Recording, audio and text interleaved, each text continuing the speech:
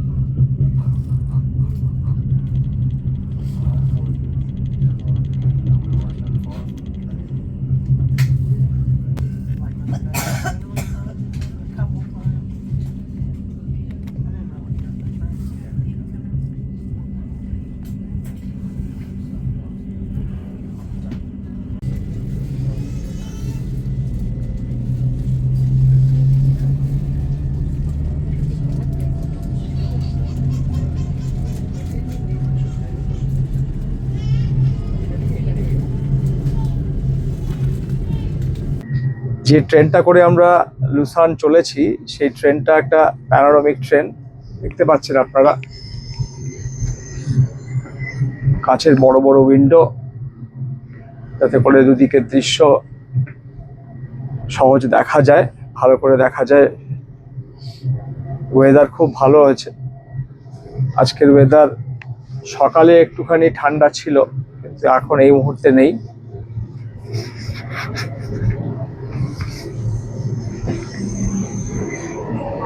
এই মুহূর্তে উপর দিকে উঠছি আমরা। রবিদা বলুন, সুইজারল্যান্ড শেষ হয়ে এলো?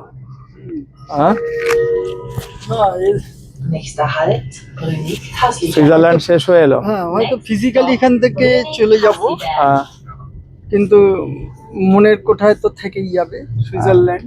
কি অসাধারণ দৃশ্য, অসাধারণ। দর্শক বন্ধুরা দেখতে পাচ্ছেন নিশ্চয়ই। মানে এর বর্ণনা দেওয়ার চেষ্টা করা খুব বৃথা। সত্যি তাই, শুধু মনে হয় চোখ চেয়ে শুধু দেখে যাই আর কি। তাই প্রকৃতি অকৃপণ ভাবে যেন রূপ মেলে ধরেছে। ঠিক। খুব ভালো।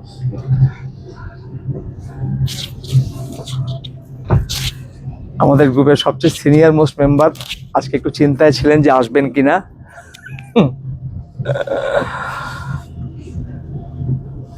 শরীর ঠিক আছে? দেখলাম চিরদিনই মনের কোটায় থাকবে, এবং এই দৃশ্য ভুলবার নয়, বারবার হাতছানি দিয়ে ডাকবে। কিন্তু যাই হোক, আর্থিক কারণে আসা সম্ভব হবে না। আমাদের মতো মধ্যবিত্ত সমাজের হ্যাঁ মানুষদের পক্ষে হয়তো অর্থনৈতিক কারণেই আসা যাবে না, হ্যাঁ হ্যাঁ হ্যাঁ কিন্তু মন বারবার আসতে চাইবে। ঠিক। হ্যাঁ, এ ভোলার নয়। সবুজে মোড়া পুরো একেবারে। হ্যাঁ, এ ভোলার নয়। ঠিক। এ যাই হোক, শান্তনুদা। আশাটা আমাদের সার্থক হয়েছে। হ্যাঁ হ্যাঁ, সুইজারল্যান্ডই রয়েছে। ঠিক। শান্তনুদা, ভালো লাগছে, হ্যাঁ ভালো লাগছে। ভালো লাগছে তো? সুইজারল্যান্ড তো ড্রিমল্যান্ড, স্বপ্নের দেশ শুনেছিলাম। হ্যাঁ তো আমার কাছে তো মোর দ্যান এ ড্রিমল্যান্ড, ঠিক। যা দেখলাম। হ্যাঁ। আবার আসবেন তো? খুব একা আসার ইচ্ছা, দেখি একা আসার ইচ্ছে। দেখি কি হয়। আমার তরফ থেকে ফুল প্ল্যানিং সাপোর্ট আপনি পাবেন, কোনো অসুবিধা নেই। হ্যাঁ, সেই ভরসাতেই তো বলছি। ঠিক। এবারে আপনাদের সঙ্গে এসেছি, পরিবারের তো কেউ আসেনি, পরিবারে সম্পূর্ণ একা আসার ইচ্ছা। একা ঘুরতে আমার খুব ভালো লাগে। ঠিক। দেখা যাক, খুব ভালো লেগেছে, নতুন কিছু আর বলার নেই। ঠিক ঠিক পুরো প্যানোরামা, প্রকৃতি যেন হ্যাঁ, সাজিয়ে দিয়েছে। একদম। মানুষকে কিছু সাজাতে হয় না। না, প্রকৃতিই সাজিয়ে দিয়েছে। ঠিক। এবং শুধু এরা মেনটেন করেছে এরা মানুষ, শুধু শুধু সেই সাজানোটাকে মেইনটেইন হ্যাঁ, ওটাই একটা বড় কথা। হ্যাঁ, হ্যাঁ। মেনটেন ইট। কোনটা দেখবো কোনটা না দেখবো, আর হ্যাঁ। কত জিবি ক্যামেরা হলে, মেমোরি হলে যে পুরো সুইজারল্যান্ড ধরে রাখা যাবে, আমি তো অত বুঝি না। তো এত তো আর তুলে রাখা সম্ভব নয়, যা পেরেছি তুলেছি। খুব মিস করব কাজে ফিরে গিয়ে, এটুকু বলতে পারি। সুইজারল্যান্ডের এই অপরূপ দৃশ্য দেখতে আপনাদের কেমন লাগছে তা অবশ্যই জানান কমেন্ট বক্সে। আমি জানি ভ্রমণ পিপাসু বাঙালি মাত্রই জীবনে একবার অন্তত সুইজারল্যান্ড আসার স্বপ্ন দেখেন, আর সেটাই তো স্বাভাবিক। একটু বুদ্ধি, সঠিক পরিকল্পনা এবং সাহস, এই তিনের সঠিক সংমিশ্রণ আপনার সুইজারল্যান্ড ভ্রমণের স্বপ্নকে বাস্তবে রূপ দিতে পারে। সুইজারল্যান্ড কিন্তু খুব বড় দেশ নয়। ভারতবর্ষের অন্যতম ছোট রাজ্য হরিয়ানার মাপের কাছাকাছি সুইজারল্যান্ডের আয়তন, এবং এর জনসংখ্যা অত্যন্ত কম। আপনারা আমার এই ভিডিওতে নিশ্চয়ই লক্ষ্য করছেন, বা আগের ভিডিওগুলোতেও লক্ষ্য করেছেন যে একটা বাড়ি থেকে অন্য বাড়ির দূরত্ব অনেকটাই বেশি, যা আমাদের দেশে আমরা ভাবতেও পারি না। এখানে আর একটা গুরুত্বপূর্ণ তথ্য দিয়ে রাখি, সুইজারল্যান্ড ভ্রমণ অসম্পূর্ণ যদি আপনি এখানে ট্রেনে করে ট্রাভেল না করেন। ম্যাক্সিমাম ট্রাভেল কোম্পানিগুলোই আপনাকে বাসে করে সুইজারল্যান্ড ভ্রমণ করায়। বাস জার্নি এবং ট্রেন জার্নির মধ্যেকার পার্থক্য নিশ্চয়ই আপনাদেরকে আলাদা করে বলে দিতে হবে না। এছাড়াও বাস জার্নিতে সময় লাগে অনেক বেশি, এবং আপনার মুভমেন্ট হয়ে যায় একদম রেস্ট্রিক্টেড। কিন্তু ট্রেন জার্নিতে আপনাকে এই সমস্যার সম্মুখীন হতে হয় না। আর কে না জানে, বাস জার্নিতে যে কমফোর্ট সেটা ট্রেন জার্নির থেকে অনেকটাই কম। সুইজারল্যান্ড একটা ছোট দেশ হওয়া সত্ত্বেও এর সবটা ঘুরে দেখতে অন্তত 10 দিন সময় লাগবে আপনার। কিন্তু সবার পক্ষে তো আর অতটা সময় দেওয়া সম্ভব নয়, এবং অর্থের দিকটাও তো অবহেলা করা যায় না। তাই মোটামুটিভাবে 3 থেকে 4 দিন সুইজারল্যান্ডে দিতে পারলে সুইজারল্যান্ডের প্রাকৃতিক সৌন্দর্যের কিছুটা আভাস আপনি অনুভব করতে পারবেন। এই মুহূর্তে আপনারা যে লেকটা দেখছেন সেটাই হচ্ছে লেক লুসার্ন। আমরা লুসার্ন পৌঁছানোর মুখে। লুসার্ন পৌঁছে গেছি। এবার ট্রেন থেকে আমরা নেমে লুসার্ন শহর ঘুরবো।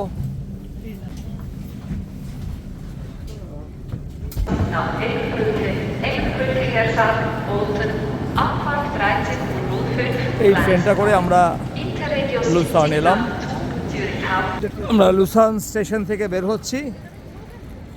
আমাদের ফুল টিম দেখতে পাচ্ছেন রয়েছে।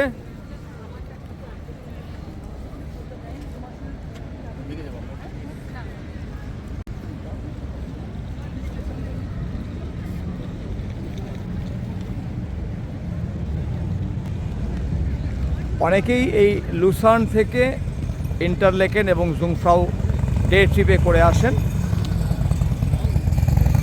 লুসার্ন অনেকটা বড় শহর,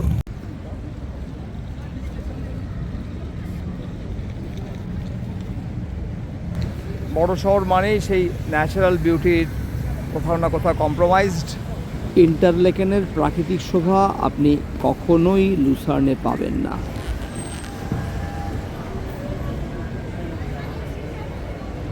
লুসার্ন স্টেশন থেকে বেরিয়ে আমরা এবার চ্যাপেল ব্রিজের দিকে এগোচ্ছি।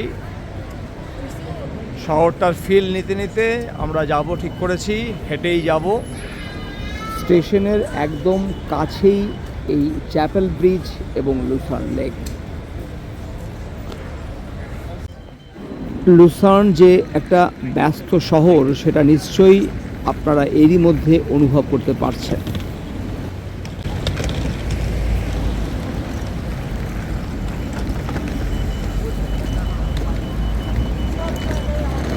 যদিও আমাদের প্রথম গন্তব্য চ্যাপেল ব্রিজ খুবই কাছে, কিন্তু আমরা শহরটার একটা ফিল নেওয়ার জন্য এর রাস্তায় হাঁটবো বলে ঠিক করেছি।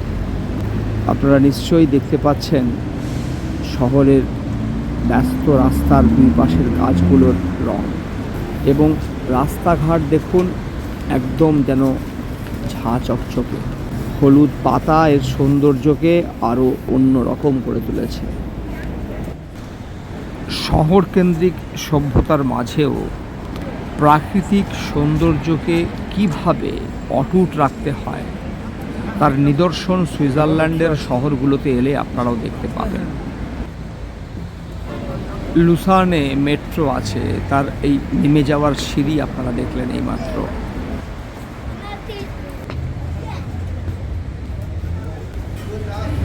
এই মুহূর্তে আকাশ মেঘাচ্ছন্ন, সূর্যের দেখা নেই, তাই বেশ খানিকটা তাপমাত্রা যে নেমে গেছে সেটা আমরা অনুভব করতে পারছি না। বৃষ্টি পড়ছে না, কিন্তু বাতাসে একটা ঠান্ডার ভাব রয়েছে, একটা কনকনে ভাবও আছে। সামনেই আপনারা দেখতে পাচ্ছেন চ্যাপেল ব্রিজ। লুসার্ন স্টেশন থেকে একদম কাছেই চ্যাপেল ব্রিজ। বাঁদিকে নিশ্চয়ই দৃশ্যমান হচ্ছে আপনাদের চোখে। লুসার্ন শহরের সবচেয়ে বড় আকর্ষণ চ্যাপেল ব্রিজের এন্ট্রান্সের সামনে আমরা দাঁড়িয়ে আছি। আসুন ভিতরে যাওয়া যাক চ্যাপেল ব্রিজের। And then they just float down the river and then they take a bus. 1333 খ্রিস্টাব্দে তৈরি এই কাঠের ব্রিজটি ইউরোপের সবচেয়ে পুরাতন কাঠের ব্রিজ। কাঠের চ্যাপেল ব্রিজ পুরোটাই কাঠের তৈরি এবং 700 বছর ধরে দাঁড়িয়ে আছে রিয়াস নদীর উপরে।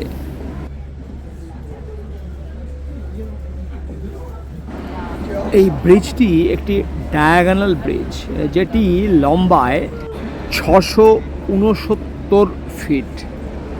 দেখুন এই ব্রিজটি, আমি বললাম ডায়াগোনাল ব্রিজ, মানে নদীর একদিক থেকে একদিক সরাসরি যায়নি, ডায়াগোনালি গেছে, মানে কোনাকুনি গেছে। এটাও কিন্তু এই ব্রিজের একটা বৈশিষ্ট্য। প্রাথমিকভাবে এই ব্রিজটি তৈরি করা হয়েছিল ইনভেডার্সদের কাছ থেকে শহরকে, মানে লুসার্ন শহরকে বাঁচানোর উদ্দেশ্যকে সামনে রেখে।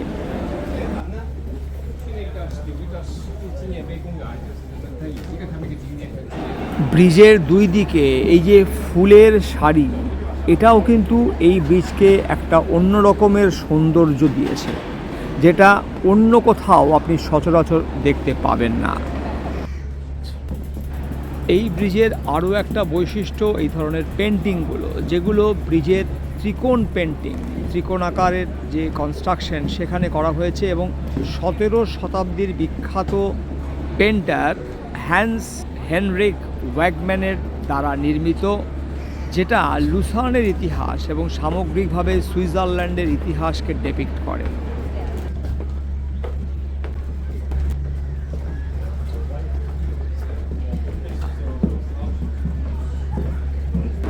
নিশ্চয়ই দেখতে পাচ্ছেন ব্রিজটা সামনে ডান দিকে বাঁক নিয়েছে।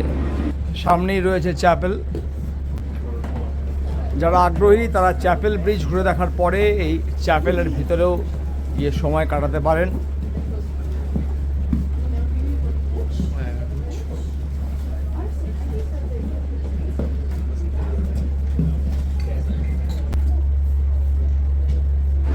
রিয়াস নদীর শান্ত স্নিগ্ধ জল এবং সঙ্গে এই ফুলের রেকাবি সব মিলিয়ে পরিবেশটা এক অনন্য মাত্রা ছুঁয়ে ফেলেছে।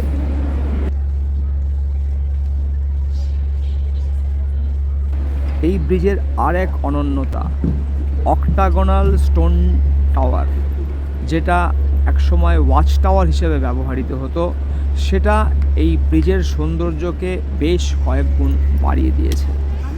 পাথরের তৈরি এই ওয়াচ টাওয়ারটি পরবর্তীতে প্রিজনারদের রাখার জায়গা এবং বলা হয় ধন সম্পদ লুকিয়ে রাখার জায়গা হিসেবেও ব্যবহৃত হয়েছে। পুরো চ্যাপেল ব্রিজ চত্বরটা আপনাদেরকে ঘুরিয়ে দেখাচ্ছি।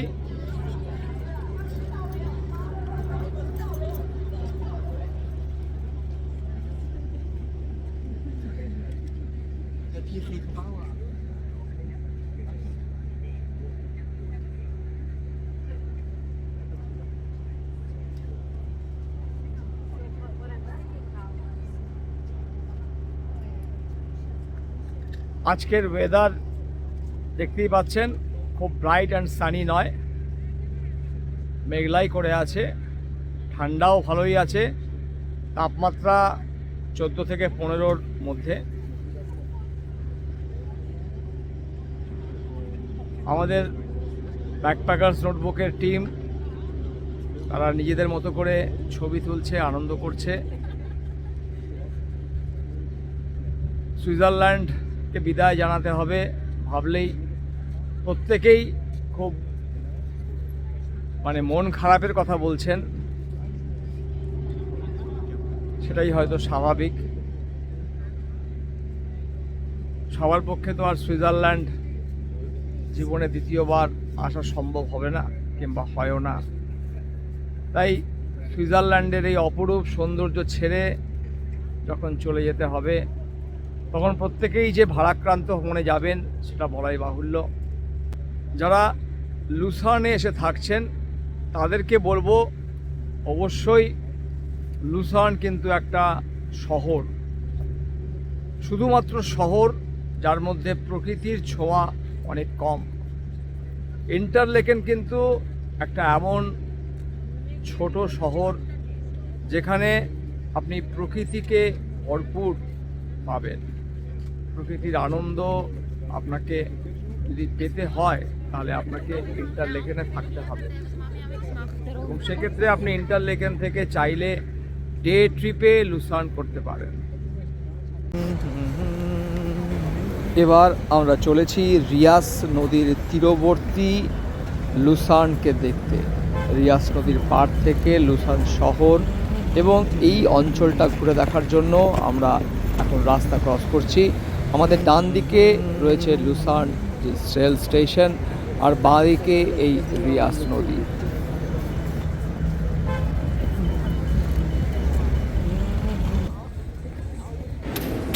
এই রিয়াস নদীকে বাঁ দিকে রেখে আমরা এবার এই ওয়াকওয়ে দিয়ে হাঁটব এবং এখান থেকে লুসার্ন শহরের যে অনুপম সৌন্দর্য, সেই সৌন্দর্য উপভোগ করব।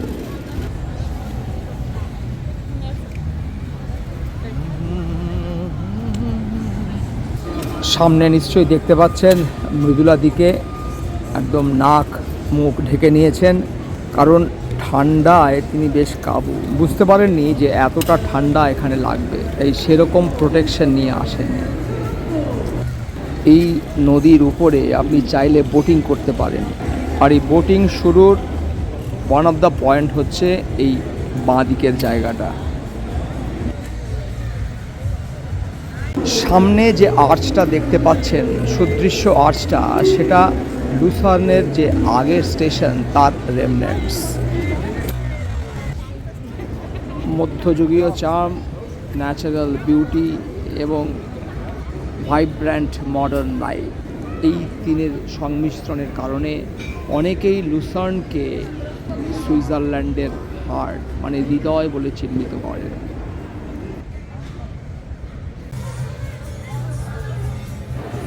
প্রত্যেক বছর অক্টোবর মাসের এই সময়টাতে লুসান স্টেশনের পাশে এরকম একটা মেলা অনুষ্ঠিত হয়। আমাদের দেশে যেরকম মেলা এখানেও সেরকম মেলা, তবে আমাদের দেশের মেলাগুলোর মতো এত বড় নয়। এবং যেটুকুনি যা জানতে পারলাম, এই মেলার একটা আলাদা ঐতিহ্য আছে। দেখুন, এখানে খাবারের স্টল রয়েছে, নানা রকমের রাইড অ্যাক্টিভিটি রয়েছে, বাচ্চাদের জন্য আলাদা প্লে জোন রয়েছে, আলাদা গেমসের আয়োজন রয়েছে এবং এমন এমন কিছু গেমস আমরা এখানে দেখলাম যেগুলো কিন্তু অত্যন্ত অ্যাডভেঞ্চারাস। আপনাদেরকে আমি একটু সামনে নিয়ে যাচ্ছি ক্যামেরাটা, তাহলে আরও ভালো করে দেখতে পাবেন।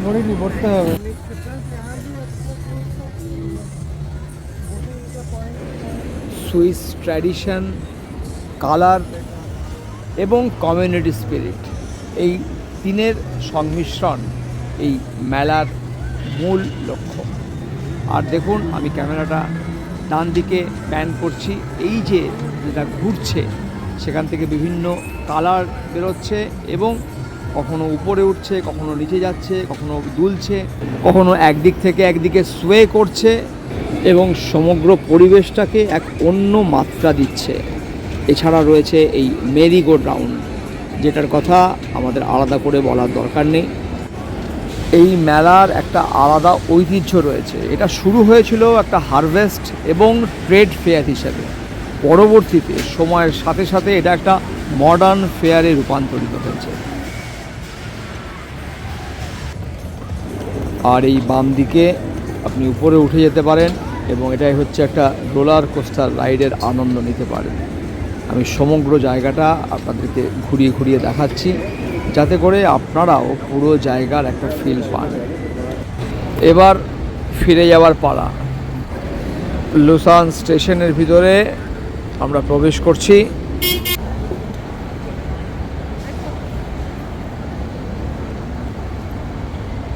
এটা লুসান স্টেশনের গ্রাউন্ড ফ্লোর, উপরে ট্রেনগুলো এসে দাঁড়ায়। অত্যন্ত সাজানো গোছানো একটা স্টেশন, যেদিকেই আপনার চোখ যাবে একদম ঝাঁ চকচকে একটা ব্যাপার, অত্যন্ত পরিষ্কার পরিচ্ছন্ন বটে। স্টেশনে আর একটা নতুন বিষয়, অভিনব বিষয় নজরে এলো। দেখছি অনেকেই এখানে বসে পেন্টিং করছে, ছবি আঁকছে। এখানে যে মেয়েটিকে আমি দেখাচ্ছি, এছাড়াও আরও অনেকেই, অনেক ছাত্রছাত্রী তারা বসে এখানে পেন্টিং করছে, ছবি আঁকছে। মূলত তাদের চোখের সামনে যা দেখা যাচ্ছে সেটাকেই তারা এই ছবির মাধ্যমে ফুটিয়ে তুলছে।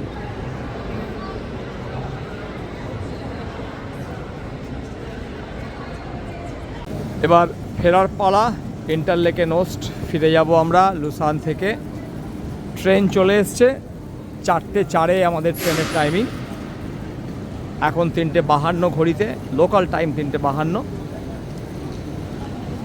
অপেক্ষা করছি কখন সবাই নেমে যায়, তারপরে আমরা উঠব। কারণ কালকে আমাদের একটা বড় ট্রিপ আছে, মিলান যাওয়ার আছে, তার জন্য প্রিপারেশন আছে। এবং আমাদের গ্রুপে ম্যাক্সিমামই বয়স্ক মানুষজন।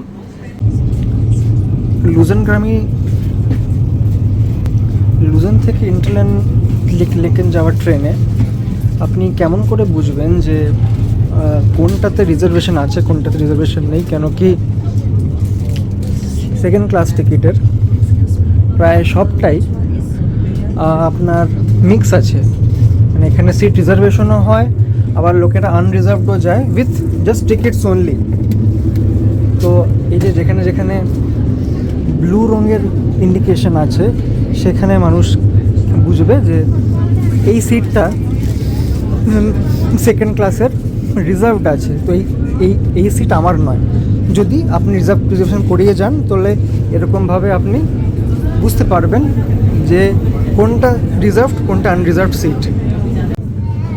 আমরা ইউরেল গ্লোবাল পাস দিয়ে এই ট্রেন রাইডটা করছি।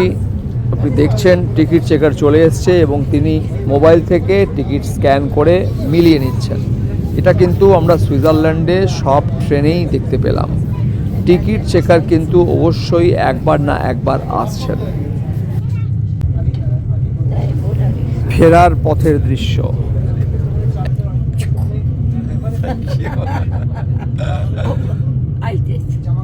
একই রকম মোহময়, একই রকম সুন্দর। একটা হালকা কুয়াশার আস্তরণ দেখা যাচ্ছে, পাহাড়ের উপরিভাগে রয়েছে মেঘের স্তর। সমস্ত কিছু মিলিয়ে যেন একটা ড্রিমি পরিবেশ। দূরে একটা ঝর্ণা দেখা যাচ্ছে। This is really incredible.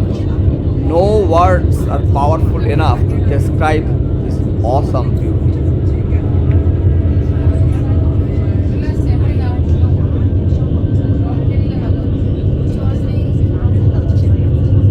আমি আপনাদেরকে জুম করে ঝর্ণাটা দেখাচ্ছি। দেখুন কি অসাধারণ দেখতে লাগছে।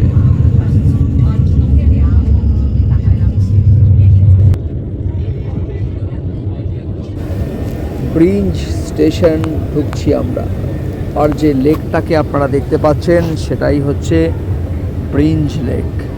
এই ব্রিঞ্জ লেকের অনুপম সৌন্দর্যে মুগ্ধ হতে হতে আমরা এগিয়ে চলেছি ইন্টারলেকেনের দিকে।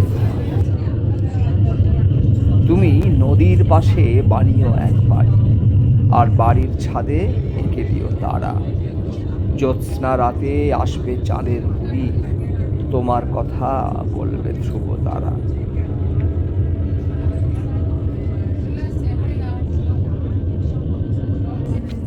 আমার সাথে সাথে আপনারাও নিশ্চয়ই ব্রিঞ্জ লেকের এই অসাধারণ সৌন্দর্য উপভোগ করছেন। কেমন লাগছে আমার সাথে ইউরোপ ঘুরতে তা অবশ্যই জানান কমেন্ট বক্সে।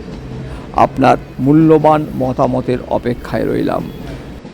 নীল সবুজ রঙা জল, পিছনে পাহাড়, উপরে কুয়াশার আস্তরণ, আর রেল লাইনের ধারের এই বাহারি রঙের গাছের পাতা, সব মিলিয়ে সৃষ্টি করেছে এক অসাধারণ প্রাকৃতিক দৃশ্য। এ শুধু দৃশ্য নয়, এ যেন এক চলমান কবিতা। নীল সবুজ আর সোনালি রঙের মিশেলে প্রকৃতি যেন নিজেই এঁকেছে তার প্রতিচ্ছবি। হ্রদের জল এত স্বচ্ছ যেন মনে হচ্ছে আকাশ তার বুকে নেমে এসে বিশ্রাম নিচ্ছে। ট্রেন এগিয়ে চলেছে তার নিজস্ব গতিতে, কিন্তু মন রয়ে যায় পিছনে, সেই নীল জলে, সেই নীরবতায়, যেখানে সময়ও থেমে যায় অবাক হয়ে। ব্রিঞ্জ লেক তুমি শুধু এক হ্রদ নও, তুমি সুইস আল্পসের হৃদস্পন্দন, এক মুহূর্তের প্রশান্তি যা যাত্রার শেষে থেকেও শুরু করে নতুন এক ভ্রমণ। মন ভরে দেখা, অনুভব করা আর হারিয়ে যাওয়া সেই নীল নীরবতায়। আর খানিকক্ষণ পরেই আমরা নেমে যাব ইন্টারলেকেন ওস্ট স্টেশনে, এবং তারপর ফিরে যাব আমাদের এয়ারবিএনবি অ্যাকোমোডেশনে। আজকের গল্প এ পর্যন্তই। আগামীকাল আমরা যাচ্ছি মিলান। আপনিও যদি আমাদের সঙ্গে মিলান যেতে চান তাহলে অবশ্যই এর পরের ভিডিওটিও দেখতে ভুলবেন না। আশা করি যারা এই ভিডিও দেখছেন তারা ইতিমধ্যেই চ্যানেলটি সাবস্ক্রাইব করেছেন। আর হ্যাঁ, যারা আমার সঙ্গে ইউরোপ বেড়াতে যেতে আগ্রহী, আমার সঙ্গে অর্থাৎ ব্যাকপ্যাকার্স নোটবুকের সাথে ইউরোপ বেড়াতে যেতে আগ্রহী, তাদেরকে বলবো চোখ রাখুন ব্যাকপ্যাকার্স নোটবুকের পর্দায়। এ সংক্রান্ত সমস্ত কিছু পরবর্তীতে অবশ্যই জানাবো। ইউরোপ ভ্রমণ হোক কিংবা আমেরিকা ভ্রমণ হোক, এ সংক্রান্ত যে কোনো প্রশ্নের জন্য আমাকে সরাসরি হোয়াটসঅ্যাপ মেসেজ করতে পারেন। দেখুন স্ক্রিনে আমি আমার ফোন নাম্বার দিয়ে দিয়েছি, এছাড়াও ডেসক্রিপশন বক্সেও আমার ফোন নাম্বার দেওয়া আছে। ভালো থাকুন, সুস্থ থাকুন এবং অবশ্যই নিজেদের তৈরি করুন যাতে করে নিজেরাই পরিকল্পনা করে ইউরোপ সহ বিশ্বের যে কোনো দেশ থেকে অনায়াসে ঘুরে আসতে পারেন ট্রাভেল এজেন্টদের ফাঁদ এবং